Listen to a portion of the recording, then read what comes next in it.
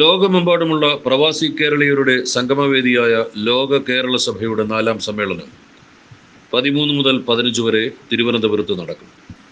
കേരള നിയമസഭാ മന്ദിരത്തിലെ ആർ ശങ്കരനാരായണൻ തമ്പി ഹാളാണ് ഇത്തവണയും ലോക കേരള സഭയുടെ വേദി. 100ഓളം രാജ്യങ്ങളിൽ നിന്നുള്ള പ്രതിനിധികൾ ഉൾപ്പെടെ 351 അംഗങ്ങളായിരിക്കും സഭയിൽ ഉണ്ടാവുക.